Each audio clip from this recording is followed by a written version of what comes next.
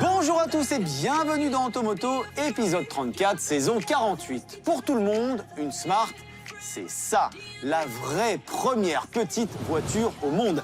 Un pot de yaourt de 2,50 m qui avait envahi nos villes il y a 25 ans et qu'on avait également décliné en roadster sportif. Eh bien, aujourd'hui, mesdames et messieurs, une Smart, c'est ça, un SUV 100% électrique, aussi gros qu'une Golf. Alors finalement, que reste-t-il du côté malin, du côté urbain, du côté pratique de la première Smart dans cette toute nouvelle voiture? Et puis attention, dans cette version Brabus, cette Smart #1 développe plus de 400 chevaux. Plus de 400 chevaux dans une Smart? Moi j'ai hâte de voir ça. Bienvenue à tous, voici le sommaire. Ce dimanche matin, on partage un week-end de course avec Simon Pagenaud en IndyCar. Le pilote français, vainqueur des 500 miles d'Indianapolis, mène une vie nomade à l'américaine. On vous fait vivre le Youngtimers Festival à Montlhéry de l'intérieur. L'événement a réuni plus de 800 morceaux de nostalgie sur 4 roues. Et on vous emmène sur les routes et circuits de France avec l'édition 2023 du Tour Auto historique pour célébrer les légendes de la course, mais aussi rêver de sportives modernes comme la nouvelle BMW M3 Touring ou la CS conduite par Monsieur Harry Vatanen. Mais d'abord, place au renouveau de Smart. What the fuck?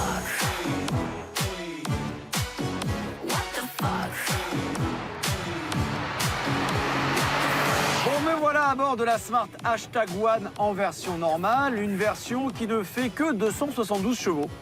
Ah, j'aime bien quand tu dis que 272 chevaux, parce que moi je suis dans la toute première Smart. À l'époque, elle s'appelait Smart City Coupé, elle a 25 ans quand même. Et ben, moi j'ai le droit de dire qu'elle ne fait que 60 chevaux. Tu vois la différence? Jérôme, c'est vrai, quand on te voit dans cette voiture, on a du mal à dire qu'elles sont de la même famille quand même, parce que toi, tu es si petit par rapport à mon petit SUV. Ah, attends, je vais pas dire petit SUV parce que tu vas encore m'engueuler. Il fait 4,27 m ton petit SUV. C'est pile la taille d'une Golf. C'est 5 cm de plus qu'un Renault Captur par exemple. Donc c'est pas si petit, tiens-toi bien. 4,27 m, c'est 1,77 m de plus que ma voiture en longueur. Et c'est 32 cm de plus en largeur. Enfin, c'est énorme, quoi. Donc, c'est pas si petit, non. Et sinon, à l'intérieur, t'es bien, là, niveau sonore, ça va? J'ai pas entendu, tu dis quoi? C'est clair que on entend bien le petit 3 cylindres essence. Et je te raconte pas, sur les pavés, on sent bien aussi la fermeté de la suspension. Ça, c'est évident. Alors, comment est-on passé de cette petite chose à cette grosse chose? L'histoire de Smart, vous allez le voir, est mouvementée, mais elle est passionnante.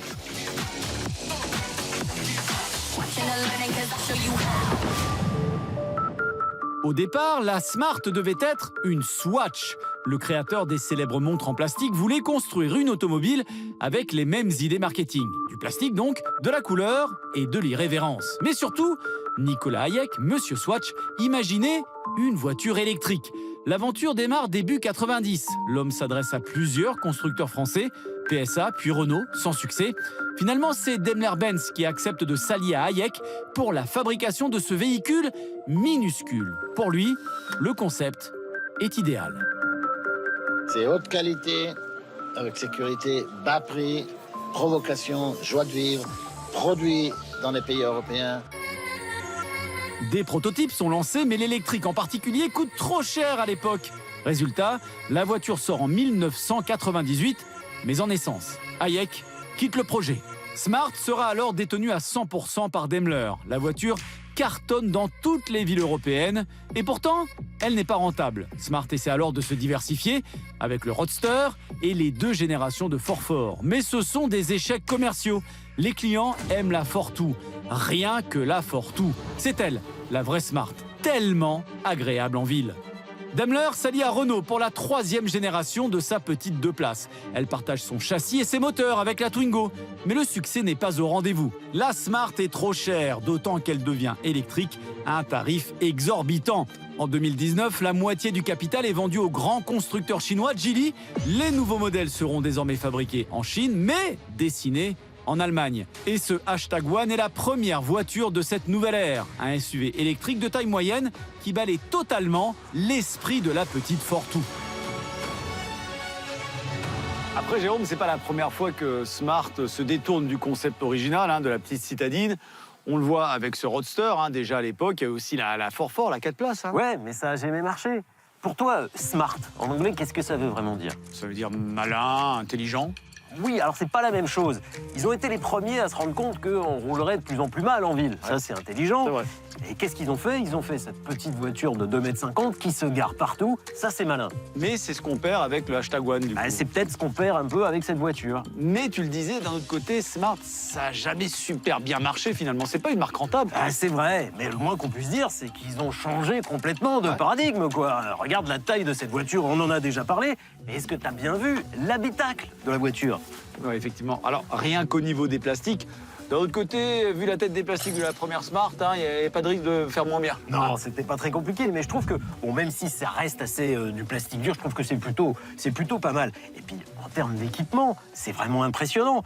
J'ai l'affichage tête haute, j'ai les sièges en cuir, j'ai la caméra 360, un écran de 32 pouces, les feux Matrix, et même cet énorme toit vitré qui va jusqu'au bout. Et puis, des fenêtres qui sont très très hautes, un pare-brise très haut, ce qui fait qu'on a une visibilité exceptionnelle. Et puis, Jérôme, des places à l'arrière. Et des places derrière, ça fera plaisir à toute la clientèle Smart. Et en plus, avec une banquette coulissante, 2 tiers, 1 tiers. Il y a même un coffre, un petit coffre. Mais un coffre. Mais un coffre, c'est déjà mieux que ce qu'il y avait avant. Bon, on le voit, Jérôme, on est clairement sur une autre planète avec cette Smart. Mais le plus impressionnant, c'est la puissance de cette nouvelle Smart. 272 chevaux, imaginez-vous. C'est plus qu'une Alpina 110. Et moi, Jérôme, j'ai bien envie de voir ce que ça donne, 272 chevaux dans une Smart.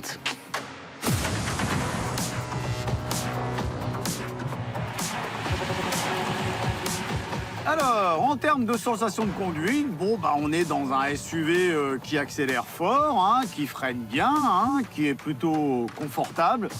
Bon, toutes les cases sont cochées. En revanche, il y a quand même un truc assez particulier, c'est que comme on a une propulsion, comme on a 272 chevaux en électrique, vous allez le voir, dans les virages, on a un arrière qui va se balader un petit peu. Donc, faut prendre ça en compte quand on roule avec cette Smart. Bon, et toi, Jérôme, t'es comment dans ton petit Roadster?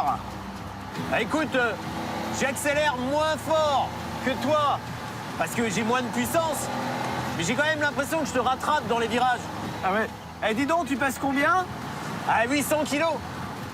Ah ouais, forcément. Alors, toi, tu pèses 800 kilos. Moi, je pèse 1800 kilos. Ça veut dire que j'ai 1 tonne de plus que toi. C'est énorme.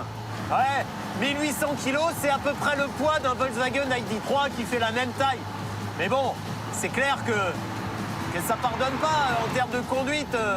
Tes 1800 kilos, ils te pénalisent. C'est pas vraiment une sportive quand même, malgré les 272 chevaux, non? Non, c'est pas une sportive. C'est un SUV urbain. Mais si tu veux une sportive, chez Smart, Jérôme, tu le sais, ils ont toujours eu des Brabus. Et cette nouvelle génération va pas échapper à la règle. Regardez. Le Smart Hashtag One Brabus, c'est lui. Des touches de rouge, des gros freins, 2 moteurs, 4 roues motrices, 428 chevaux. Sur le papier, la Smart la plus méchante de l'histoire, avec un 0 à 100 km/h annoncé en 3 secondes 9. Bon, Jérôme, de 0 à 100 en 3 secondes 9.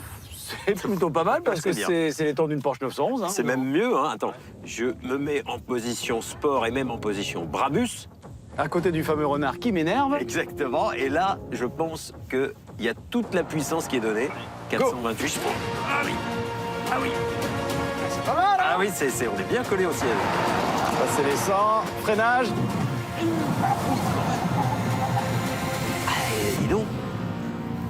Ah oui, ça freine fort quand même. Bon, tu sens beaucoup l'électronique qui se met en marche pour aider le freinage, mais c'est pas mal parce que c'est lourd, parce que c'est électrique, forcément. Et pourtant, ils y arrivent. C'est pas un freinage de Porsche, mais je trouve que ça freine quand même pas mal. On sent qu'ils ont mis des freins plus gros encore sur la version Brabus. Au-delà du freinage, cette version Brabus ne subit pas de modification de châssis. Alors, ça donne quoi? Bon, Jérôme, on va un petit peu vérifier le dynamisme de cette voiture. Alors là, on est en confort avec tout l'électronique. On va voir ce que ça donne. Voilà, lève le pied, t'es surpris, qu'est-ce qui se passe? Et t'as l'arrière qui chasse. Encore une fois, on a un peu le même syndrome qu'avec la version classique, la version normale. C'est qu'on a, quoi qu'il se passe, cet arrière qui joue un petit peu lorsqu'on met un peu la voiture en contrainte. Tu vois? Voilà. Ouais. Donc en fait, et ça peut être un peu surprenant pour un jeune conducteur. Alors, moi, sur cette version Brabus, c'est une version de sport. C'est donc c'est pas gênant. C'est donc une qualité pour une ouais. voiture de sport, puisque c'est ce qu'on recherche, avoir une voiture un peu joueuse. Pour une version classique, pour une version normale, c'est vrai que ce train arrière qui a tendance à se balader, c'est quand même pas génial. Ça peut être un peu surprenant, et c'est clair. C'est ce qu'on va faire. On va tout débrancher, on va voir si on peut drifter avec la voiture. Alors c'est une 4 roues motrices, hein, donc normalement ça devrait glisser des 4 roues. Ouais, mais avec l'électronique, t'inquiète pas qu'elle va glisser la voiture.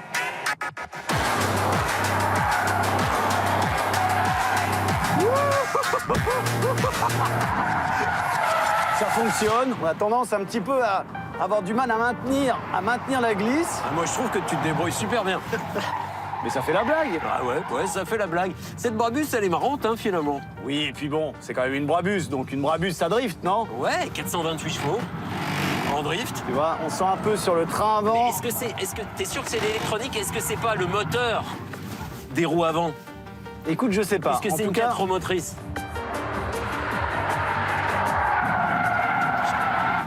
Écoute, moi... Ouais, t'as peut-être raison. C'est peut-être le moteur. Rigolo, même si la Smart Brabus n'est pas une vraie sportive. Aucun intérêt à la chronométrer donc.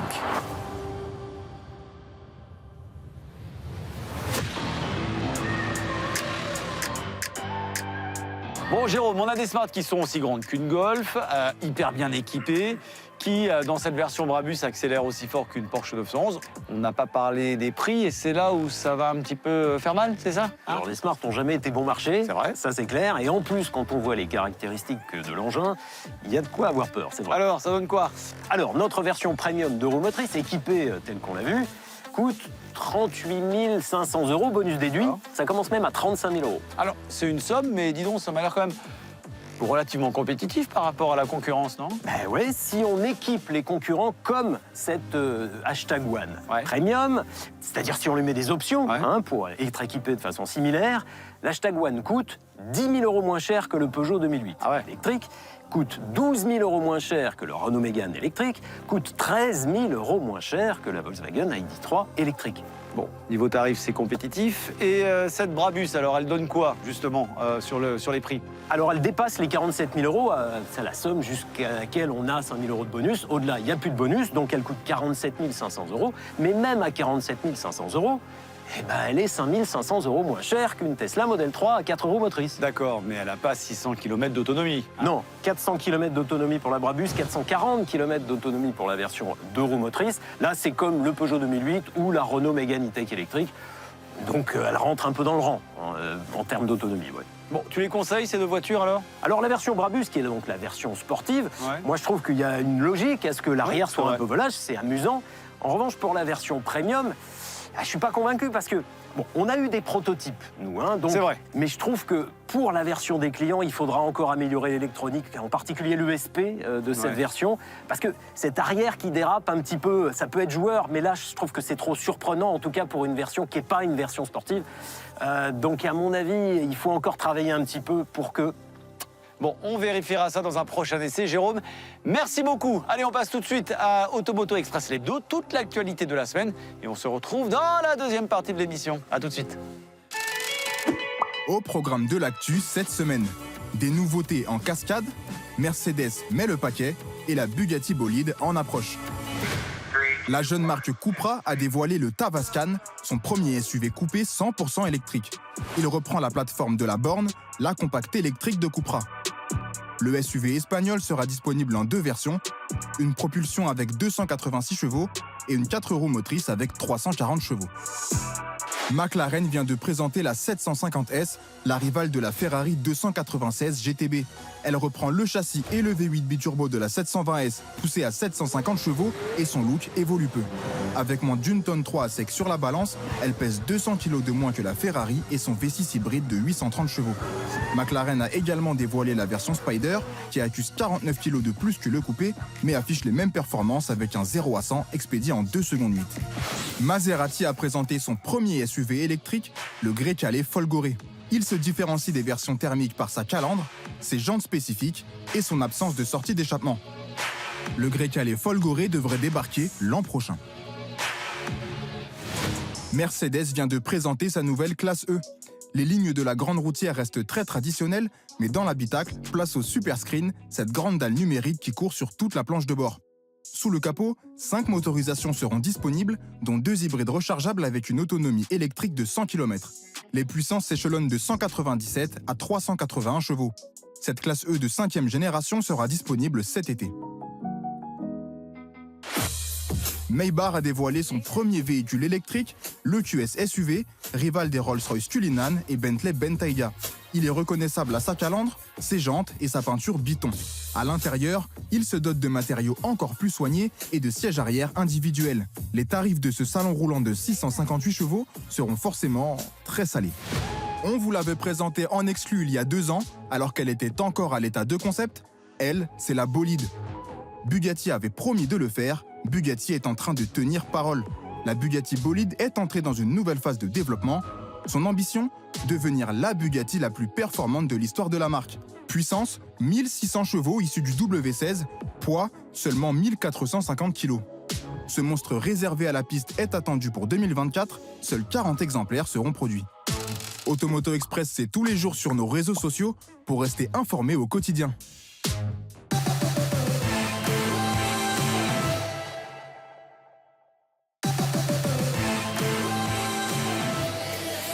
De retour dans Automoto, bienvenue si vous venez de nous rejoindre. Nous vous avons raconté en première partie d'émission la saga Smart, avec cette toute nouvelle #One dans sa version Brabus. On poursuit Automoto avec la découverte de la semaine. Nous allons partir aux États-Unis, s'intéresser à un des pilotes français les plus connus là-bas. Il s'agit de Simon Pagenaud, vainqueur bien sûr des 500 miles d'Indianapolis et qui brille cette saison en endurance. En revanche, le pilote tricolore, également engagé en IndyCar, vit des moments pour le moins difficiles. Il a accepté de se confier au micro d'Olivier Philippe, direction Long Beach, en Californie.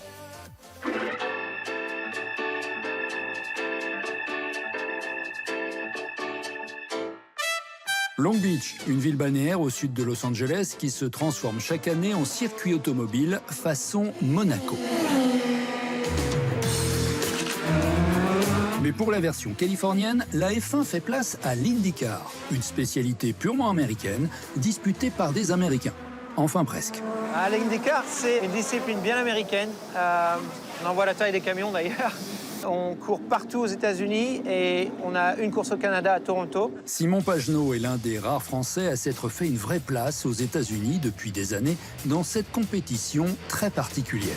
C'est une catégorie où en fait on a tous les mêmes autos, tous les mêmes pneumatiques et 2 moteurs différents, Honda et Chevrolet.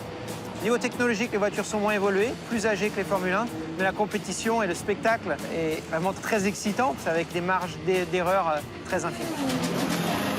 C'est la catégorie la plus rapide au monde sur les ovales. Ce sont des vitesses qui ne sont pas atteintes en Formule 1. C'est vrai qu'à première vue, ces monoplaces ressemblent beaucoup à des Formule 1. Elles sont en fait un petit peu plus courtes, d'environ 70 cm, un petit peu plus légères aussi.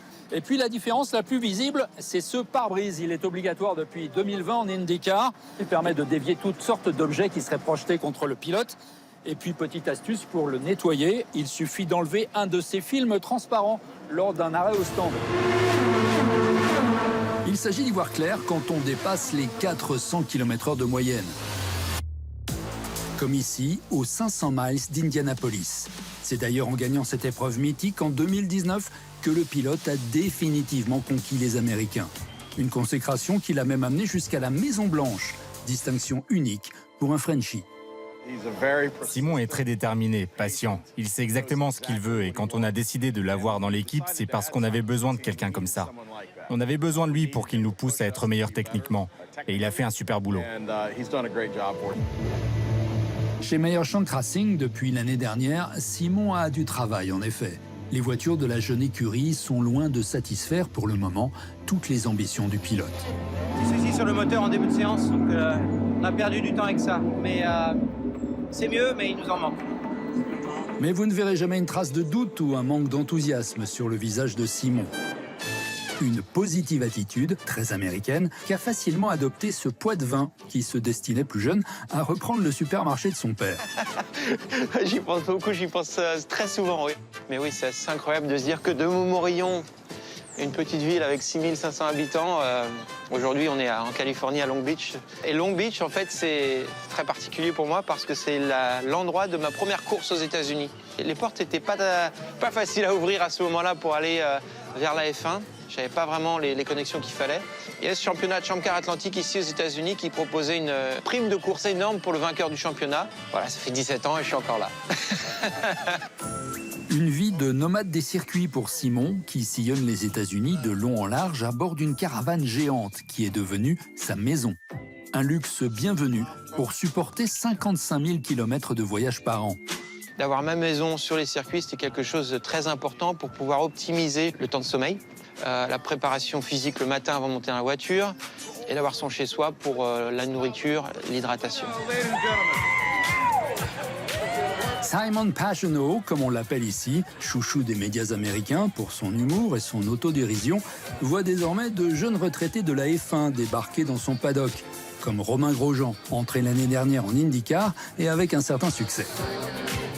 J'ai connu un parcours assez différent de celui de Romain ou de pilotes de F1 qui sont arrivés ici.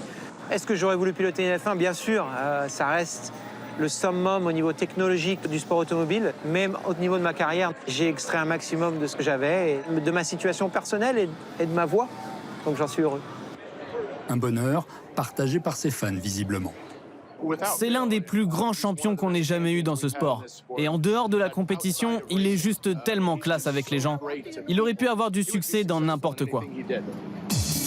Bref, même un résultat en demi-teinte aujourd'hui n'atteindrait pas beaucoup la cote de popularité du Frenchie. Et ça tombe bien, ce circuit en ville ne s'annonce pas facile. C'est dans ces rues, vous le voyez, habituellement très commerçantes de la ville que déboulent des monoplaces à plus de 300 km/h, ce qui rend bien sûr cette compétition particulièrement technique. Seulement 3 km de long, moins de 6 mètres de large à certains passages, Long Beach nécessite un repérage minutieux. Ici, c'est casse-gueule. Tu vois, on a 2 plaques d'égout et de la largeur de la voiture, en fait. Et tu peux bloquer les roues et te retrouver à rater le virage.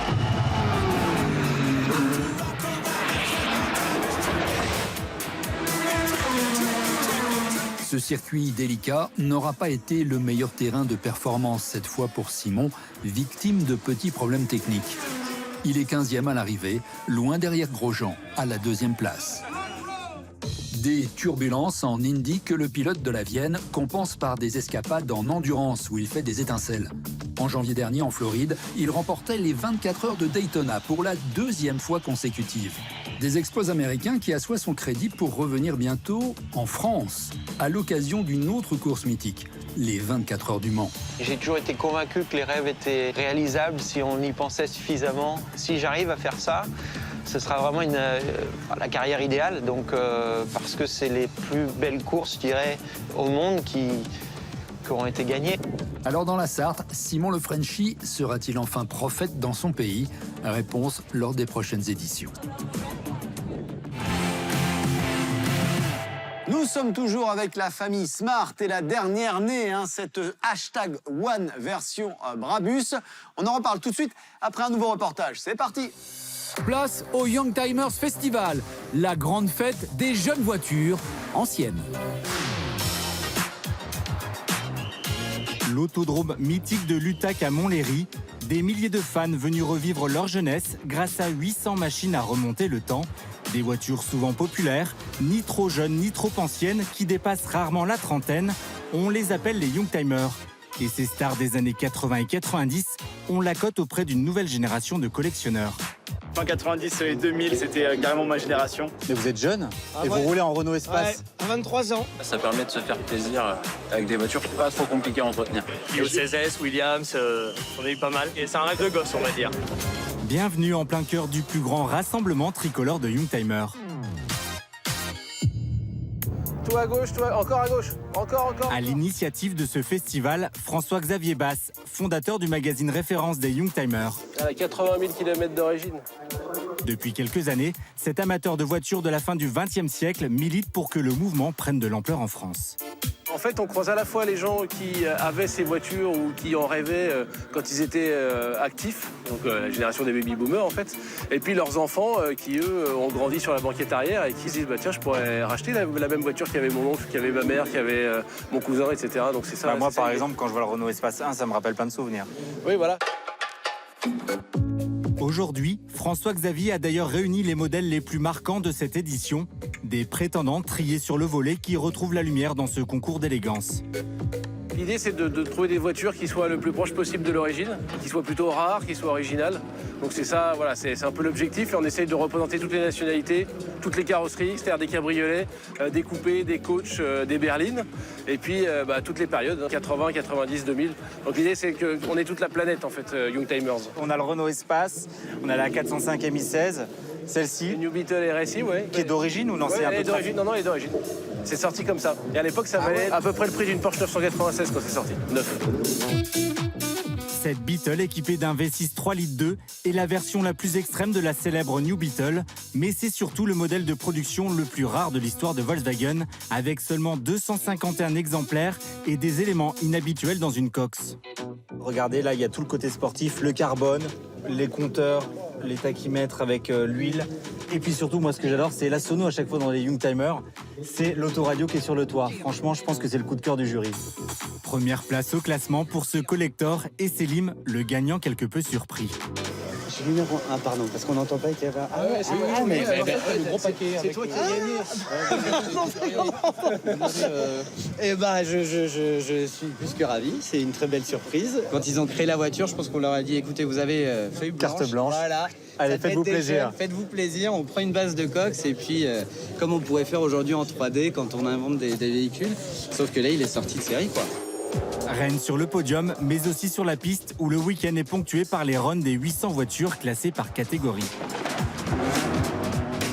Alors là, François-Xavier, on est sur le plateau des énervés, comme tu dis. Ouais, en fait, c'est le plateau Reste du Monde. Il n'y a pas de française sur ce plateau. D'accord. Et c'est Reste du Monde, plus de 2 litres. Donc on a cette Volkswagen, évidemment, mais voilà, on a essentiellement de la grosse cylindrée allemande.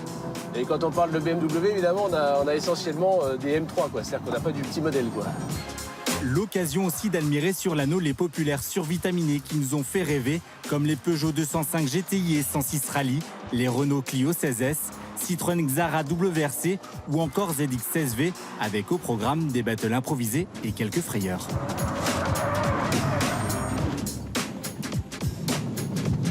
Attention. Des risques mesurés toutefois car la cote de ces modèles augmente chaque année, surtout celle au faible kilométrage et à l'histoire singulière, comme cette Toyota Supra Mark IV de 330 chevaux. Une japonaise rendue célèbre par la saga Fast and Furious que nous avons eu le bonheur de découvrir dans les embouteillages de la parade finale. Alors pour patienter, je pense qu'on pourrait trouver quelque chose. Qu'est-ce qu'on faisait dans les années 90 ? Quand on était en voiture, on écoutait un petit morceau de musique. Alors nous, on a un beau lecteur cassette avec une cassette qui est dedans. Et là, je te laisse découvrir le morceau. You're my song. Ah ouais, et là on y est, hein. Regarde ça. You're my heart.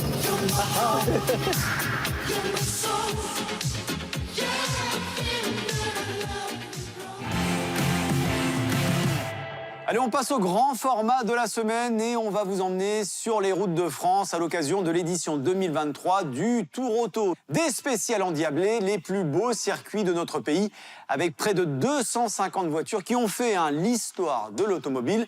Mais nous allons également vous faire découvrir une nouveauté. Et quelle nouveauté! La BMW M3 Touring. C'est un grand format signé Cyril Provost.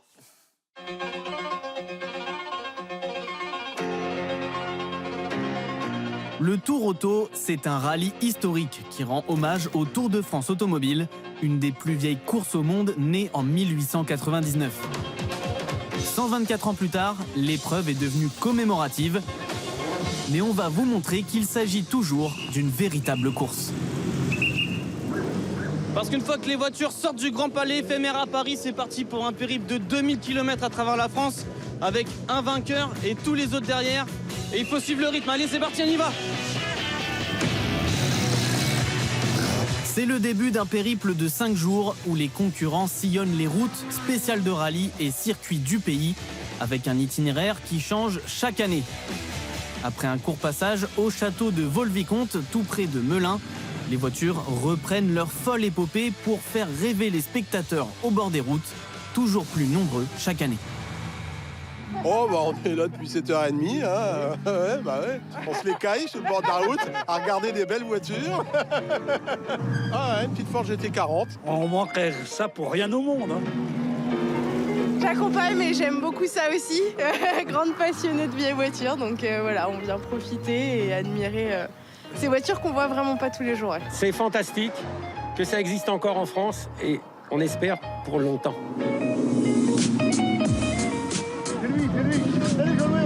C'était lui, c'est mon copain. Et c'est ça qui est fantastique avec l'auto-auto, c'est de se poser sur l'itinéraire, d'attendre quelques minutes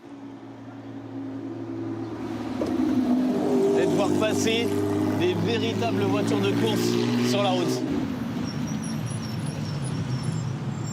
Mais les choses sérieuses vont débuter avec la première spéciale sur route fermée. L'occasion de découvrir la star de cette édition 2023, cette Ferrari 512M reconstruite qui a participé aux 24 heures du Mans et au Tour de France automobile en 1971. Et le plus fou finalement sur cette voiture, c'est ça, une plaque d'immatriculation sur un proto du Mans. Me demandez pas comment c'est possible, mais ça permet à cette voiture de s'échapper du circuit pour aller sur les spéciales.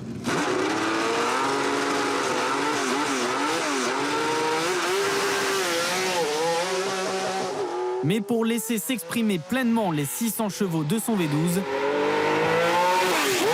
le circuit s'impose. Ça tombe bien, celui de Dijon est au programme, alors profitez.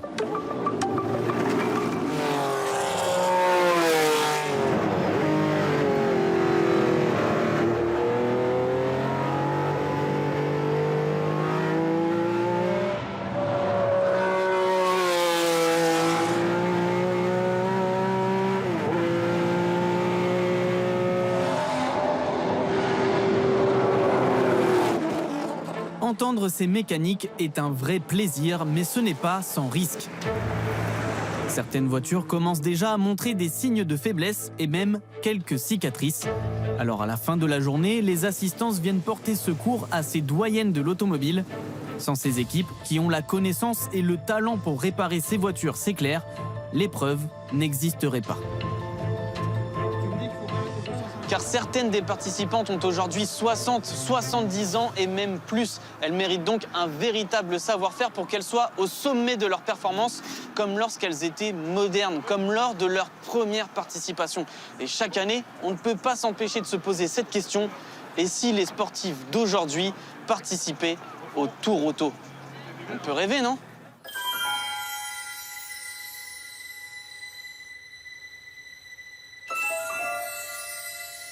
Alors oui, il fait encore nuit, mais ce n'est pas un rêve. Il y a bel et bien des voitures modernes sur le Tour, et si elles se lèvent aussitôt, c'est pour ouvrir la route aux autres concurrents.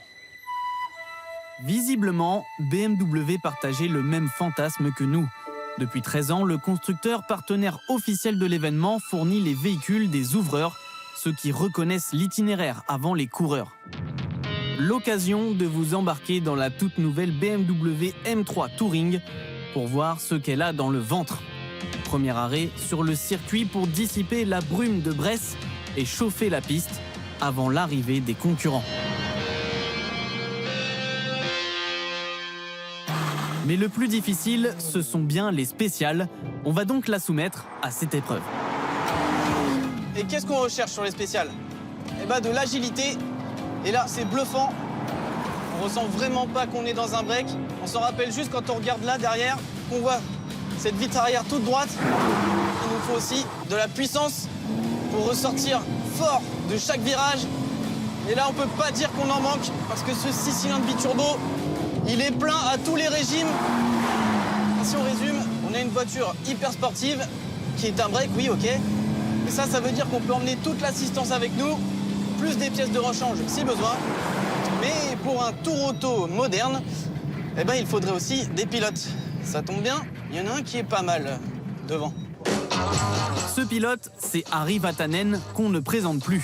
Il fait partie des ouvreurs du Tour Auto avec la M3 CS, dernière sportive du constructeur allemand, encore plus méchante que la M3 de base. On a embarqué avec lui entre deux spéciales. Harry Vatanen, merci d'être avec nous dans cette M3 CS qui fait donc 40 chevaux de plus que la M3 normale, 550 chevaux. C'est exactement ça. C'est une technologie vraiment moderne, ultra facile à conduire, marge de sécurité énorme. Un nouveau Tour de France automobile avec les voitures qu'on a aujourd'hui, est-ce que c'est quelque chose qui pourrait marcher, qui vous intéresse? Sans aucune hésitation, oui. Il n'y a pas de raison. La renaissance aura lieu et il n'y a pas de raison pour que ça ne marchera pas. Et en France, vous avez tellement de circuits, les bons circuits, il y a tout ce qu'il faut. Il y a les paysages magnifiques. Même là, le château, encore, c'est hallucinant pour ce château. Là, il y a des milliers de châteaux comme ça. Et maintenant, il faut les conserver. C'est comme tout autre, tout. Il faut conserver son histoire. Oui, parce que c'est ça aussi, c'est que, bien sûr, on aimerait un tour auto moderne, mais il faut que ce tour auto classique perdure. Et si un moderne à côté pouvait voir le jour, bah là, ce serait encore mieux. Exactement ça. Imaginez seulement ce que pourrait donner l'épreuve avec les descendantes des Alpine A110, Porsche 911 et autres Ferrari, s'affrontant sur les lieux mythiques du patrimoine français, comme le magnifique circuit de Charade. Avec le temps, il a même gagné le surnom de plus beau circuit du monde.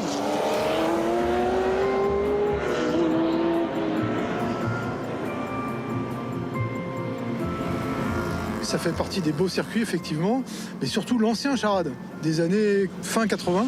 Il y avait des virages très rapides comme Grave-Noir, et on voyait Clermont-Ferrand à un certain moment en arrivant au sommet des bosses. Ouais, ça fait partie des beaux circuits, c'est vrai. Ça me rappelle quelques victoires en sport prototype, en GT. Et c'était un des hauts lieux du sport automobile français, évidemment. Bon, après, les Français très chauvins sont sûrement ceux qui utilisent le plus ce surnom. Le plus beau circuit du monde, on regarde les couleurs de mon drapeau, c'est Spa-Francorchamps, on est d'accord. Et je pense qu'Olivier Pernot va pas me contredire, non? Ouais, mais ici c'est le petit Spa. Je pense que c'est l'un des plus beaux. Mais le plus beau, ça reste le Nürburgring. Après, les deux sont vraiment similaires. C'est comme des sœurs. Et de quel pays vous venez? D'Allemagne. Alors c'est un très beau circuit avec ses vallons de montée et descente, mais objectivement le plus beau circuit du monde, c'est celui de la principauté de Monaco qui reste le plus beau dans le monde. Parce que vous venez d'où? De Monaco, tout simplement. Bizarrement, chaque pays a son plus beau circuit du monde. On s'accordera donc pour dire qu'il est le plus beau de notre pays. Les concurrents ont continué à le traverser jusqu'à l'arrivée finale à Cannes. Cette année, victoire d'une Jaguar Type E, mais aussi de la Ford Capri d'Olivier Pernot en catégorie. Nous, on peut une nouvelle fois vous l'affirmer, que ce soit avec des voitures modernes ou anciennes, l'incroyable caravane du Tour Auto est quelque chose à ne surtout pas rater.